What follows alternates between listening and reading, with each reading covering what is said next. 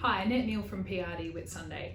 Something that is a real hot topic at the moment is the increasing cost of living. So we're seeing fuel prices skyrocketing above $2 all over Australia, which I was only saying to someone the other day that I remember paying that when I went up to Cape York, and it was like crazy prices, and now everybody's paying those prices. So last night, the federal government announced their budget for the upcoming year. We saw them really focus on the rising cost of living with what they have delivered in that budget. It's going to be interesting to see if these items are actually delivered, given that we have an election coming up very, very soon, a federal election, and the opposition has come out and said that they plan to go forward with a slightly different budget. So it'll be interesting to see which of these items do stay moving forward if we were to have a change of government. Now, we've seen they call it the Lamington offset, or the low and middle income tax offset, has been increased in this coming year. So obviously, depending on which tax bracket you fall into, that amount can vary, but it can be up to as much as $1,500. So that's a nice little bonus there. We've also seen the government slash the fuel excise for the next 6 months in half. So that also contributing somewhere circa 20 cents per litre saving back into pockets of people. So when you do live regionally like we do up here, we can drive quite long distances.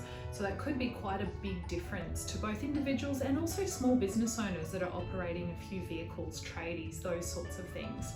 Now, they did announce a few changes to the different home guarantee schemes that the government has been running. So we had things in the past such as the first home buyer deposit scheme, we had the family deposit scheme, so for single income, or I should say single families, to get them into properties for as low as 5% deposit, with the government basically guaranteeing the balance of their 20% deposit with the bank.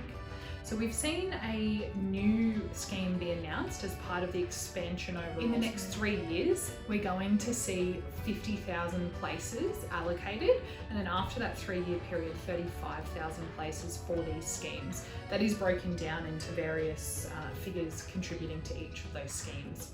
The government has announced a new scheme, which is the Regional Home Guarantee. And again, that's going to allow people with as little as 5% deposit to be able to purchase a home in a regional area. And to qualify for that, you either have to be an Australian citizen or a permanent resident. So a little bit different to a lot of the other schemes and boosters and things that have been available, in that you don't have to be a citizen, you can just be a permanent resident. So people migrating here from overseas, various countries, will qualify for that. Now, all the information around that is not really released as yet from the government, so I'm sure we'll have a bit more of a breakdown of how you can qualify for that, but I would imagine that our postcode here will qualify. So it's going to be really interesting to see how that one plays out. Now, to qualify, you don't have to be a first home buyer, you just have to have not owned a property for the last 5 years. And it has to be in a regional area. So we'll be interested to see how that one plays out. There's some good news overall, with quite a few deliveries in some immediate cash to people to help with the rising cost of living, but I think it'll be interesting to see what happens moving forward.